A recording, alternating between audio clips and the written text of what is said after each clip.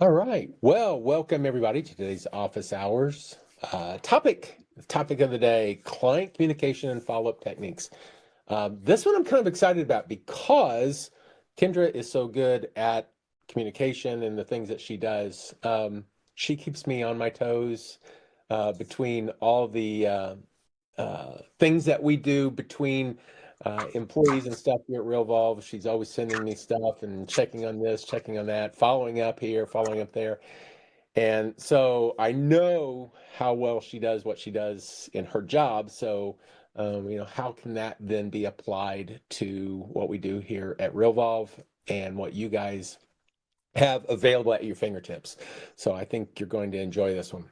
For those that don't know me, my name is Mark Stepp. I'm the Chief Innovation Officer here at Realvolve and have spent the last 30 plus years just helping real estate agents with technology, helping them automate, build the things that they need to have built in order to create a sustainable business. So a lot of what I do is explain the why. Do we do certain things within the software, and why are we doing that? Kendra, go ahead and introduce yourself. Sure. For those of you who do not know me, my name is Kendra Rouse. I'm in our premium services department. I come from a background. I am a licensed agent. I've sold hundreds of houses. I've built teams. I've managed brokerages, and now I help you guys work your CRM so that you can, maximize its potential and hopefully, have a few less gray hairs at the end of the day. So always about working smarter and not harder. Okay, I've got to say, my gray hairs are still coming in. Something's I said a few less. okay. All right. So, that didn't get updated. All right. So what we're talking about today, we're really focusing on client communication, and follow up. So it's really the core of your business in any relationship based business. And of course, real estate is. We want to encourage you to check out our YouTube page or our Facebook page where these previous office hour recordings are posted. If you go to YouTube, there's an entire folder for office hours, so you can check out any of the ones that we've done previously there as well. Yeah, I try to keep that up to date. I do know last week's did not make it. There was some kind of error on that one, and I'm working to get that corrected. So So some of the things we're going to talk about today is just daily best practices, making sure that all of your contacts get added to your CRM, keeping information accessible, always having a next step, some ways that you can use your filters for client follow-up. And we're going to go over some of the app and its features today as well. All right, so let's jump into Realvolve and take a look.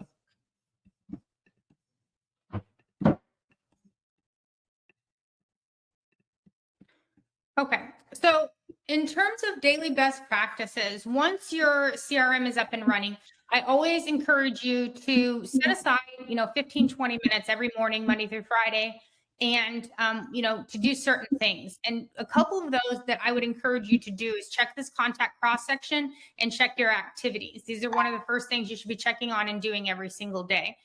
In terms of activities, this is going to remind you of some of those follow-up, the workflows that you've running, those activities, the things that you need to be focused on doing. This contact cross section is really a way to manage your clients. And once you put somebody on this contact cross section, they don't fall off. Okay, so for them to qualify for that contact cross section, they need, and we'll show you this, at least one personal visit or last call date, and they need a stage and a status. So once you've set that for a client, basically depending on what you set their stage to or their status to, in this case, a client, I've told the system, I want to talk to my clients at least once a week. Okay. So if this client is showing up here as a 1, the system is telling me, hey, it has been over a week since you've talked to this person. And so every morning, the first thing that I'm doing is, and I'm always sitting this 30 minutes aside at a time that I would be willing to reach out to somebody. Because what this widget is saying to you, what this should be saying to me is, think about this person. Okay. Where are they at? What do they need? What do they need from me? In this case, is a client. So they're probably under contract. When's the last time I talked to them? Is there anything that I can do for them? Of course, you probably have your transaction to close workflow running on top of this, but this widget, its function is to maintain personal relationship, which is often outside of those individual activities. Okay, so sending an email to let them know that their earnest money due is not you maintaining your relationship or strengthening that relationship. That's what it's completely separate. So that's why that task lives in contract to close. And this widget is telling you, where is Elena? Where are you with Elena? Does Elena feel like that you put her under contract and you haven't heard anything, and maybe this person's, building a house. Hopefully it's 306 days since they've heard from me last. I truly hope that's not the case. But this is really saying, am I doing what I need to be doing to maintain that communication? And I think often in real estate, agents get so caught up in the fact that they feel like a phone call, they dread it because it feels like, oh, I've got to make 16 dials, and it turns into this, salesy outbound thing that people often dread. And I would really encourage people to take a look at client communication and follow up at more of a personal level, because it's truly not like that. And if you're day one in business, and you've never sold a property before, oftentimes people say to focus on your sphere. Okay, it's a really good way to practice these principles because you are training yourself to maintain a relationship. I think oftentimes people get caught up in, oh, I need new leads. I need new leads. New leads are the last thing that you need if you are not handling your sphere, the things that are in front of you properly. And so this widget does a really good job of that. So when I see somebody on here, I'm asking myself again, what can I do in this moment to strengthen that relationship? And let's just say that Elena is under contract and everything's good, and just saying, just checking in, everything's on track. We'll be in touch soon with more updates. Okay. So I've said nothing and I've said everything at the same time, right? I'm not doing this to achieve a goal. I'm just letting Elena know that we're good. Everything's there. I've touched base with her. And sometimes the littlest of communication can go a long way. And so what I really like about this widget, it's not sending her, a templated email that you wrote 3 years ago and you don't really know what it says. It's giving you the opportunity to make a decision in this moment. What is the best course of action for her? Sometimes it's a text message, a phone call, an email. Maybe we just saw her yesterday, so we could just come in here and anything I add inside of this note, maybe I actually don't need to call her. I just saw her yesterday, and I'm just going to save that to give myself an update on what happened. And then I can come in here and say, I just saw her yesterday. So again, the system's looking for one of these 3 dates to be updated: last call date, last personal visit date, or postponed contact date. So typically you're going to do last call or last personal visit date. And what the system's looking at is that date in relationship to this status. So I have in my back end told the system that I want to contact people once a week. Okay. So the system said, oh, have you contacted Elena in the last week? And since I said it was yesterday, do you notice she's gone? Because the system says, okay, it's been less than a week since you've talked to her, so let's get her off of your radar. So this does a really good job if you lean in and focus on how to use this widget on maintaining communication, which is critical to your business. And so the first thing you should be doing every day is coming in here and working these. The other thing that you really should do is understand how these work. Each one of these has a timeline associated in the back end. By default, this is 2 days, 3 days, once a week for a lead and a past client, and once a quarter for a past client. So if I just got a suspect in, the system's going to think that I need to contact them every 2 days. Okay. So if this is typically somebody that I need to vet, I need to make initial contact. So one of the other things that I really need to learn how to do is how to push them through that filter. So once I've made initial contact with them, I don't want to probably continue to contact them every 2 days. I want to lengthen my frequency. Maybe I've talked to, Rocky, and Rocky's looking for a house, and, I've set him up on an MLS search, and I need him on my radar, because if I just go in and I start an MLS search and I'm like, Rocky will call me when he needs me. Rocky probably isn't going to call you when he needs you. The likelihood that Rocky's driving around going to pick up the phone and call a sign or, do whatever else. If you maintain frequent communication with that person, they're much more likely to think of you and to call you when they need something. And so I know now what Rocky needs. And so I need to move him up my funnel. So I'm going to click on Rocky's name and I'm going to use my stage and my status to do that. And so underneath contact and classifications, here is where my stage and my status are set. Okay. So if we come out here, you can see stage and status. This one on the left is what's dictating time frame. Okay. So a suspect by my set default in the back end is 2 days. Well, I want to talk to him now. He hasn't signed with me. He's not under contract or anything, but I want to talk to him once a week. And so just to make sure he doesn't fall through the cracks, I'm going to move him to lead because I'm working with him. And then once I've done that, then the system is going to know that now he's going to show up here and the system's moved him. But see, he's still showing up as a to-do because the system says, okay, well, even though he's a lead, you're still an expectation for frequency. So when he was down here under suspect, it was every 2 days. But now that he's up here under lead, it's once a week, but it's been 103 days. And so Rocky's always going to sit on this widget until I tell the system that I've done something with him to qualify to reset him. And so in this case, I'm asking myself, I'm thinking, okay, well, who's Rocky? What's going on with him? And, I want you to be busy enough that you don't remember who Rocky is. Okay. And so if you come in here and you add a note or you add something, I'm always pinning. And by pinning, I mean, I've typed something in here. I've hit enter and then I use this pin icon. And what that does is anything I pin, and as you can see, you can have multiple pins. It always stays at the top because I want to be so busy that I don't remember anything about Rocky, but I want that quick reminder so that I can quickly maintain that personal relationship because that's what, is going to do wonders when you're maintaining or building a relationship-based business. Has a dog and 3 kids. Oh yeah, I remember that conversation I had with Rocky. He's looking in X, Y, and Z neighborhood. Having that quick set of context that I've pinned to the top can do wonders when I'm here and I just want to send him a quick text message. Hey, I saw, 123 Main Street listed in so-and-so neighborhood you're looking in. Have you seen that property yet? Or, whatever it is, just so that he knows that you're still thinking about him and you're a partner in his property search. And so once I've done that, I can come in here. And again, the system's looking at last call date and last personal visit date. So if I update last call date to today and I back out of here, then Rocky's gone. Okay. So I'm going to work through each one of these. And let's say Beth Homebuyer, I talked to her. She's out of town for 2 weeks, but she's still looking at property.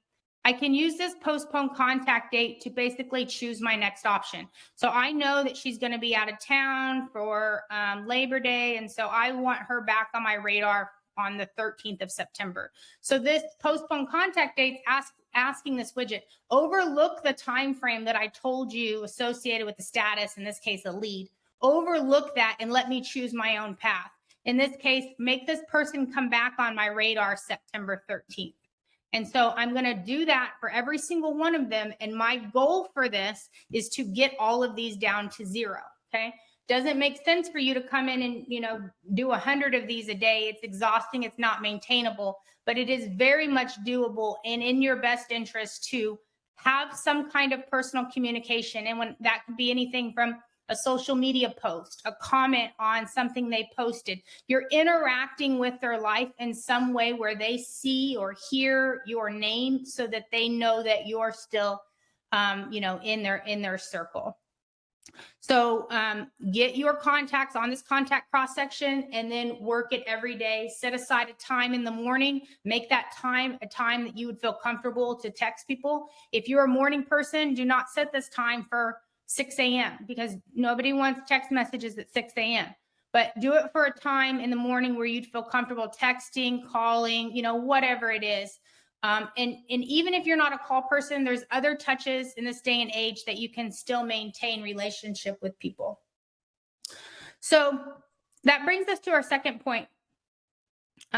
is making sure that the people that you come into your, day-to-day life that could be a source of business for you in the future. And when I say a source of business, you're asking yourself, is this person going to buy or sell property in the future? And is the potential there for them to do it with me? Okay. And if it is, then they should be in your CRM. And the question then becomes, how do you get them in there? And so if when you're building your CRM, if it's in a predictable lead source and you can automate it, then automate it, right? So if you're getting leads from Zillow, let's have them come in automatically without you manually typing them in. But also there needs to be a commitment for those things that you cannot automate, those people that you just run into. And so maybe part of that 30 minutes in the morning is you saying, hey, did anybody come into my wheelhouse yesterday that should be in my CRM that didn't get in there? And so that can be a really good way to do that. The other thing is getting in the habit of using your app on the go. And so, as if you're running into people and you're creating a contact, if you have your Google Sync enabled, I would encourage you to create your contact in your app and have your app sync that contact over to your Google Contacts rather than you just creating it in your phone and having to do multiple entry or obtaining, possibly that person not getting in that CRM at all. So I really like the contact cross section itself. The important part to think about it is it's your fail safe. It is the thing that even though my workflows are running, even though I've got things moving and stuff, I've got a fail safe, something that will keep those leads from falling through the cracks. Whenever you have those days that just you need to be doing something, but you're not really sure what to do, hit the contact cross section. Whenever you get the leads coming in, to your point of leads coming in, having that automation, having those things do the things automatically, bringing them in, and it can also feed that contact cross section as well. So just understand that as the leads come in, typically they come in under suspect, then prospect, lead. Those are the three entry points. The suspect is just, hey, I've got a brand new lead. I really don't know a whole lot about them. But I do know that I need to be contacting them very frequently, and make sure that you set up in your settings the area in the settings area that allows you to assign those days. So if you go into settings, go into the set default fields, over on the right hand side is the dashboard. Here's where you can set those up. And if it's 2 days, 3 days, great, that's kind of the default, but you can set these to whatever you want them to be for the way you like to do business. If you want to contact your leads every 4 days, put that in as 7, whatever that number is. Now, there is a little difference in the past client area where once a quarter is the default, so 120 days, but you can set it up by the classification of A, B, C, D. So if you have some very important people and you want to contact them more than quarterly, or you want to do them monthly or whatever, set those ABCs, and if they're in that past client section, it will actually bypass the past client if they're an A, B, C, or D, and use whatever days that you've got set up there. So just an important distinction there. Yeah, and I think it all goes back to having a plan, right? I think some people get overwhelmed and like, oh, okay, well, how do I do this and how do I do that or whatever else? I think it all goes back to your planning, okay? And I think one of the first things that you should be doing is starting here under your contact source types, because here is where you're listing every source of your business, okay? So yes, every individual is different, but when you're talking about funneling clients, I think that you can take things and you can break them down by lead type, okay? So I would treat a for sale by owner differently than I would, somebody that I met at an open house. So the first thing, if you haven't done it already, you really should be coming into your setting, going under contact source types and listing every single type of contact source that you have. Even if you can do that two ways. You can click into this drop down. It'll give you a lot of different common ones. Okay. But even if you're a, day two agent or whatever else, start with your sphere. Those people in your sphere, the people that you go to church with, the people that you see on a weekly basis, your family, your friends, they are buying and they're selling houses. Okay. So it's time to probably maintain, even if a relationship with them on a professional level, and use your CRM to do that. And so then you're asking yourself, okay, well, how would I treat this type of contact? And so again, going back to your sphere, at a basic rule, I'm going to commit to contacting anybody that is in my sphere. And what I mean by sphere is somebody that I have an established relationship with every quarter. Okay. I am making a plan for each type of lead that I have. And then, like Mark was saying, or we were talking about earlier, if this type of lead, which Facebook can be automated, get it in your CRM automatically. But if you can't, and it's somebody that, you're driving around, you see a for sale by owner sign or whatever else, making a plan and committing to getting those people in there with next steps is the critical thing, right? So if you put them in your CRM and you don't see them for 2 years, that person does you no good at all. So the contact cross section is one way of maintaining relationship or establishing relationship or funneling things, but it doesn't always have to be like that. It's about always having a next step. And again, what I like about that contact cross section is once they're on there, unless I go in and I change the stage or the status to none, I know that this person is always going to show up every so often, and I can't forget about them. Okay. But if I add Rocky Barrett in here and I don't qualify him to be on my contact cross section, I need to be asking myself, well, what am I doing with him? And so sometimes that's a workflow. And so your workflow may, tell you to celebrate his birthdays or his home purchase anniversary, or, whatever it is that you want to have, as terms of nurturing that relationship with this person. Another thing that you can do to always have a next step is use this one-off activity. So I've added, Rocky Barrett in here, whatever else. And he's told me that I have, he wants to sell his house, but, something has to happen first. His mom is going to move from out of state and she's waiting to sell her house in California or something. Okay. I've had this conversation with him. I want to maintain smart communication with him. And so what I can do is come in here and just say, follow up and see if mom sold house yet. Okay. And I can basically pick the time that I want to do that. And I'm going to pick this time. I can even pick my date. If I have an assistant or somebody else, I could even assign that task to them if I wanted to do that. But now I can't forget about this person. And when I create this task, when this comes back, I also people seeing, I made that task, but I don't really remember what to do. That's why these notes are super important. So anytime you have a conversation, if you want to come in and say, I talked to Rocky about this, and he's going to do this and that way, when I see this task, I come in and I reference my notes and correspondence, and I get a really quick idea of what's happening and what's going on with him. You can do the same thing in the app. I thought I could share on Ring Central, but I guess I can't. So we're going to do it old school today. So when you're in the Realvolve app, if you're on the go, what I was saying earlier is that I encourage you to press this little blue button in the bottom. And this is going to allow you to do a couple things, okay? I can create a new contact, or I can create a new activity. It's the same thing that I just did in the Realvolve, desktop, but I'm doing it on the go.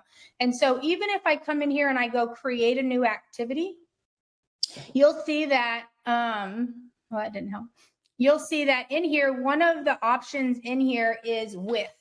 And so if I press this little icon next to with, it's going to give me the option to search for Rocky's name, and then I can associate this activity with Rocky. So when I go back into my desktop that next morning or whenever I've committed to doing the things that I need to do to follow up, I've created a task. I've told myself when I need to do that task. And I've also said this task is related to Rocky so that I've actually done that in the moment and didn't forget about it and go on to other things. So, and you can do the same thing here. Inside of here, you have a few options, okay? You can title it. There's a little star here, so you can change the importance, the same things that you can do kind of in Realvolve. That same star concept still works. So a hollow star, low priority. This indicates medium, and a full star would be high priority. You can associate colors. Your about, so if this was associated with a specific property, you've got your with and you've got a block for description. You also have a drop down so that you can do assign to. And so what I really like about this is if you already at the point where you have an admin or you have an assistant or you have whatever, then you don't have to do those text messages that potentially get lost or an email or whatever else. You're actually coming in here using this drop down and saying, hey, assistant, this is something that I need you to do at this time. And that task doesn't go away unless that assistant does it. And so I really encourage you to kind of use the app and add people and create activities and manage your to-do list, because even those things that I said before in terms of what you have to do, if you come in, when you log into your app, it looks like this. If you click on calendar, you're going to have access to your to-do list. You also have a plus sign here so that you can create new activities that way as well. You're on mute, Mark. Yeah, down at the bottom, there are two buttons. One is for activities and one is past due. So if you look at the due one is basically due today, and then the past due gives you everything that's not been done. So if it's past time. So in this case, the follow-up on showing was today, but it's past the time. So it's showing because up. I set it for a specific 11 a.m. and it's now 11:27. So yeah, just, and I think a lot of times too, if you're super busy and you're, out and about and things get overlooked because you're busy, you're on the go. And so utilizing that app for relationship and task management can be really important. And it also gives you the ability to allow other people that are in the office to help you if you have that structure in place. Hey, So, Kendra, on the app, if you will go into the settings area, Cheryl asks on the app, is there a way to always be on so I don't have to log in every time? yeah. So if you hit the little they call it a hamburger menu. It's the menu in the upper left corner. There is a settings area. If you click on settings, there you go. There's an option there that says stay logged in. And there's also a biometric. So if your phone has either face detection or fingerprint detection, having those options on can get you in faster.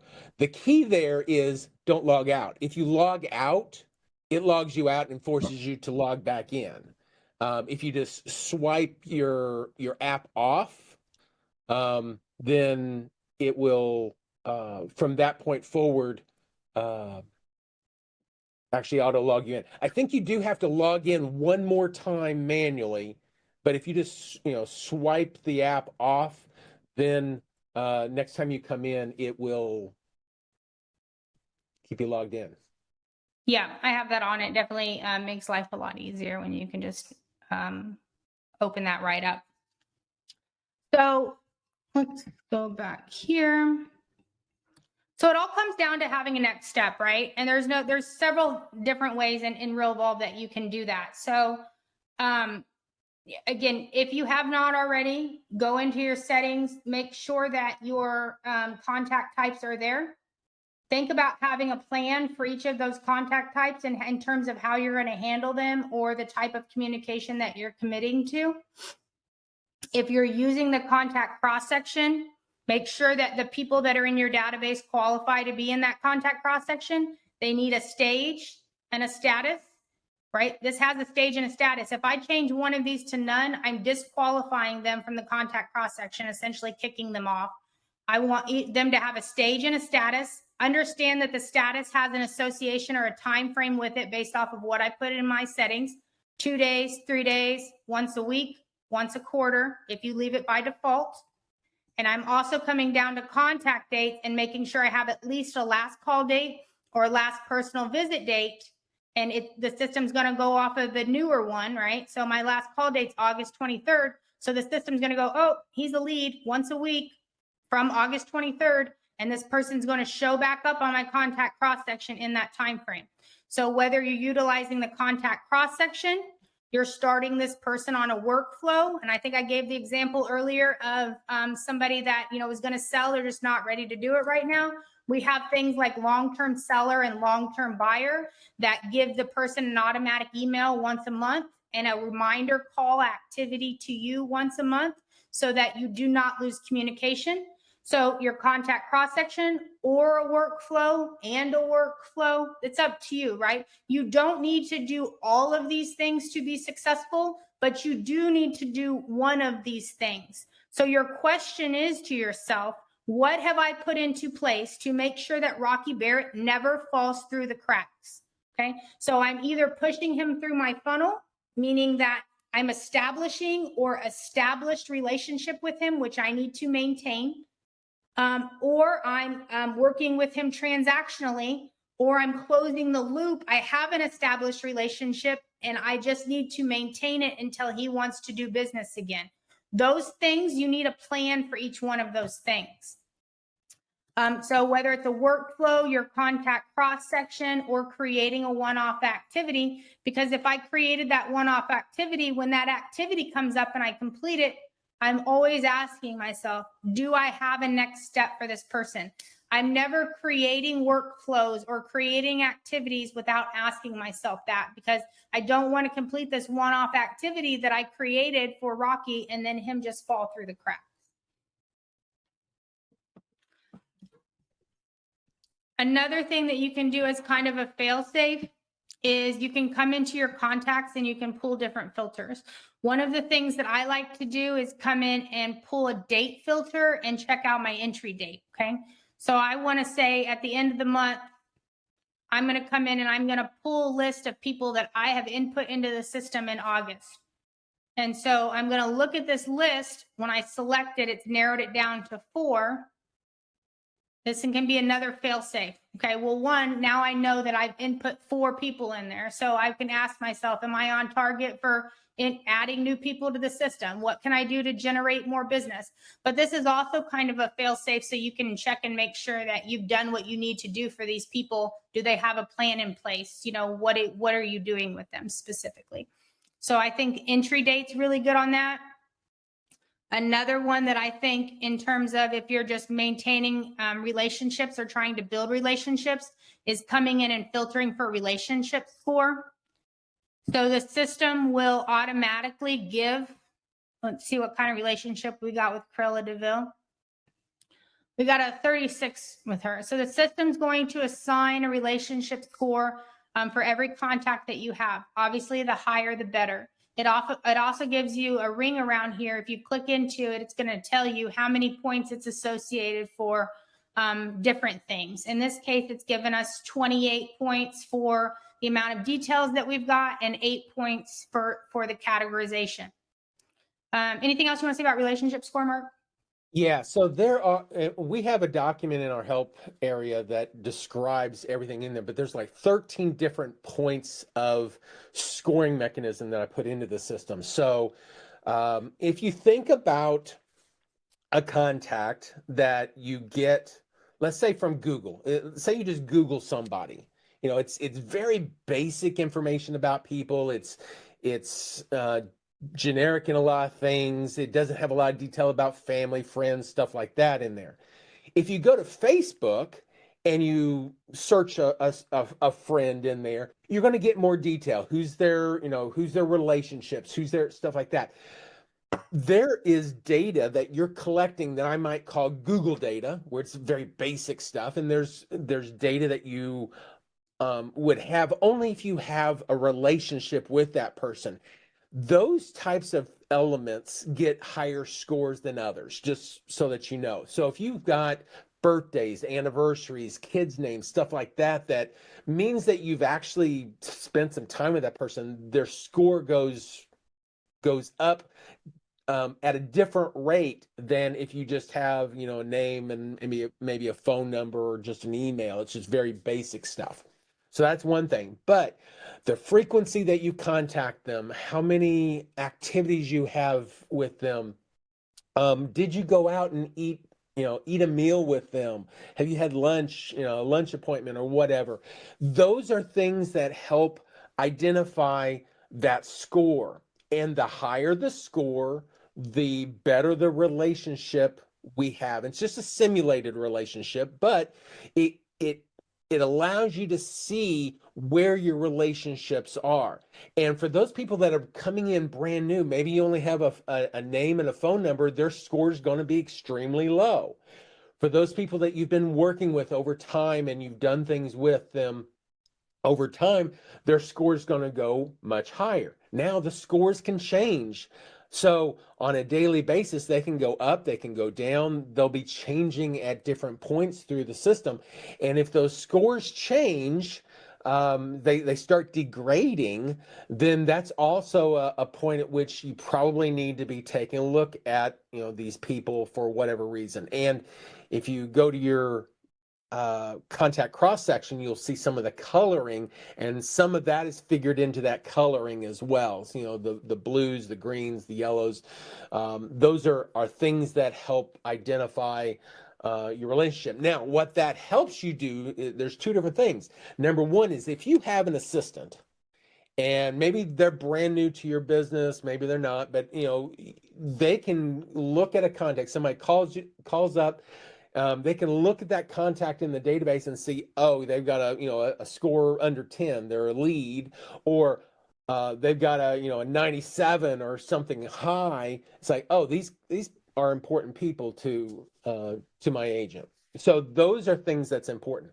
Now, if you take your entire database, everybody in your database, and you step back and you score the entire database based off of each individual score, we can then give you an R factor, a relationship score. And that's where that relationship identifies how good of a database do you have in Realvolve. Most CRMs that are out there, they have a lot of places to store a lot of data, but it's just a storing house. We're actually analyzing that data that's in the database, figuring out how good of data is it and how can it be utilized in a better manner. And then based off of that, we can also do some identifying what would be your projected commissions, your the different things that really pertain to business and getting in there. So that's real important. And if you are using your database, I mean, I can almost always, if I'm helping one of the agents in the system, if I go in and see your dashboard, I can immediately tell whether or not you're doing much with your contacts or not. Are you using it just as a glorified address book, or are you actually using the system? And it really comes down to that R factor and the scoring that you're putting in. Actually, it's creating the scoring based off of what you are putting in. So pretty cool stuff, honestly. Yeah, it is. And so if you, on your contact cross section, if you hover over this, and so as Mark was saying, the color indications here are different. So it's telling me of the people that I put in the system and it's time to contact them. My past clients that I put into the trust bucket, they have an average score of 37 with a score range of 26 to 46.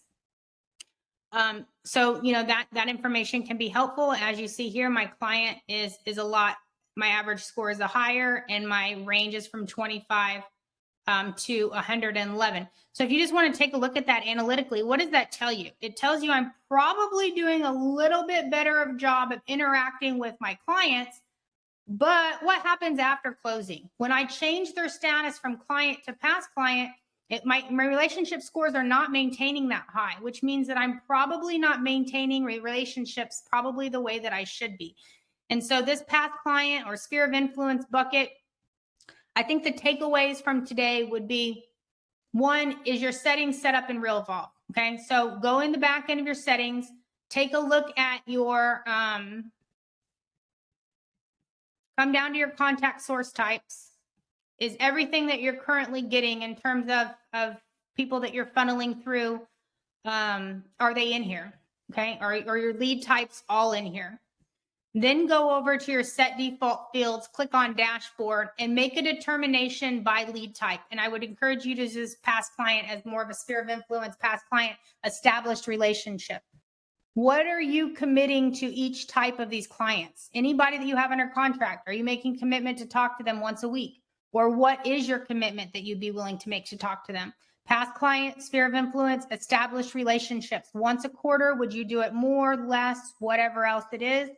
And then suspect, prospect, lead. Thinking about how do you define those? And if you hover over them, the system will give you kind of a breakdown.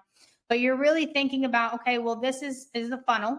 Okay, so I need to get this person to this person to that person. And how often would I make to contact those people? Then you should be asking yourself, are all of these people in my database? Start with your sphere, your circle. Anybody that could potentially do business with you. That's basically people that you know, friends, family, things like that. People that you've previously closed business with. Okay. So if Judy Johnson, I closed with her, I'm just now maintaining my relation or my database, but I want to have a more strengthened relationship with her. I'm coming into my contact tab. I'm going to my classifications. I'm setting my stage to trust, my status to past client, and I'm making sure that she has one last call or personal visit date, because this is what's triggering her to get on my contact cross section. And so because I've said, oh, I talked to her today and she's a past client, this person will always qualify to show up on my contact cross section, and they'll show up once a quarter. So making sure everybody's in your system, then making the commitment to putting people into the system as you come across from them, and putting them, doing whatever, making a determination. Okay, well, anybody that's a past client, they're going to go on the contact cross section, or they're going to be started on my past client follow-up workflow, or, whatever it is, but having a plan for each type of person. And then once you've done that, you can start using some of these a little bit higher level analytics. And so going back to what I was talking about earlier, if you come in here and you're really trying to understand your database or do a little bit more advanced things with it, creating a filter, you can come in and say, okay, well, let me see people with a relationship score below 23, or whatever it is, and you can break down your database by relationship score, and come in here and work on some of these people based on that as well. Yeah, and also on that contact cross section, just I also like to look for anomalies, I guess. What will normally happen is they will go from that lower left, which is the suspect aware, up and to the right. So you have your clients, your past clients, either like or trust. People do business with you because they like you. They refer business and do repeat business if they trust you. So your whole goal as an agent is to maneuver those clients through the interactions that you do, through the emails you send, the SMS, the calls, all the things that you're doing, is to move them from that lower left up to that upper right. And hopefully it's the far upper right, because if they just do business with you one time, they like you. But it's that repeat business, that referral business that you really want, and that moves them into that trust. And if you can get them into trust, then you've got a much more stable business, because they are referring stuff to you. You're not just a one-hit wonder type thing. And so that's really, really important. And the anomalies would be, oh, I've got a past client that's aware. I mean, that just shouldn't happen. If it does, it just means they're misclassified typically.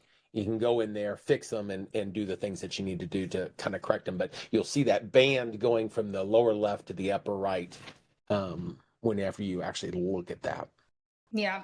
And all of this, and there's some work associated with this, especially if you're first setting up your database, but it's critical because the alternative is you working reactively. Okay. So you're going to close, Joe Smith on a house 5 years ago. And I'm going to hope that when Joe Smith wants to sell that house, he picks up the phone and he calls me. Okay. If you're doing business reactively, you are missing business. Okay, so this is controlling your day. It's controlling, how you're doing your business and making sure that people that you have established relationship with, you maintain those, over time, so that the amount of repeat business you get increases, and that you have a plan in place for funneling people that just come into your, as a potential client or a suspect, or whatever it is. Do you have a plan in place for each one of those people? So really encourage you to make sure that those people are in the database, that you have a plan for them, and that you're using your app as much as possible to do things on the go. So, yep, our Navigator program, we help you with all of this, getting your contacts organized in the system, all of that other stuff. So if you ever, or have questions on working one-on-one with somebody, or a self-paced program that we have, you can email sales@Realvolve and they can get you some more information on that. You also, for being on the webinar, we do give discounts on that program as well. Coming up on our office hours, we're going to be talking about building and maintaining a strong referral network, real estate technology trends and innovation, and the power of video marketing and real estate, and how you can use that inside of Realvolve. Pay attention to the black bar as you're logged into Realvolve. You can submit a support ticket if you see something inside your system that's not quite working the way you would expect it to. If you click on help, you have access to search articles. Over on the right-hand side, the contact us pop-up is available for chat when that's available. And the how do I has a walk me if you need more step-by-step instructional things to do certain things, set up, etc. And we want to leave a little bit of time for some questions on what we talked about today, or otherwise the floor is open for anything you guys want to go over. You can either unmute or you can type, either one. Crickets. I always worry about crickets. It's like, well, did I put them to sleep, or did I cover everything so well that they didn't have any questions? And one more thing I'll add to that, right? I know time and time again, and I've done it too, right? I watch a webinar, I learn. If you learn something and you take an actionable item away from it, do the action item, right? Think about the one thing that you can take away from something you've heard today that you need to be doing, and do it, right? We have to move the needle, because 50 webinars without action isn't doing you any good. And so really thinking about, I would call it a pain point, call it about moving the needle, call it about whatever it is. What is that one thing today that you can do that's going to further your business, organize your business, put a plan in place for your business, and do it?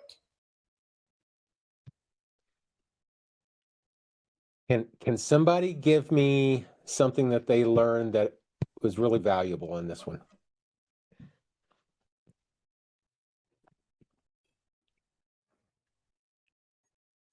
Using the app was great. The tip there. Thank you. Great, Jake. Awesome. Hey, Jake.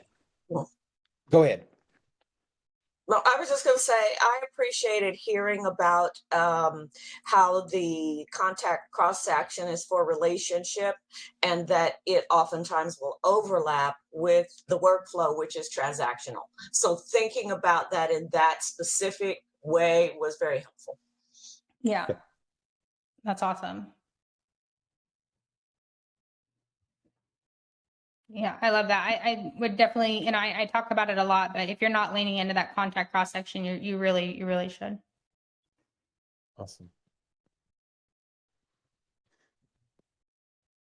And if you're not sure exactly what we're talking about, there is an entire office hours on the contact cross section, so that's available for you as well. All right. Well, I don't know if we have any more questions. Appreciate you guys all being here, and hope everybody else has a great Monday or Wednesday. Thanks, you too. Thanks so much. Thanks, everybody. Bye, Thank guys. you.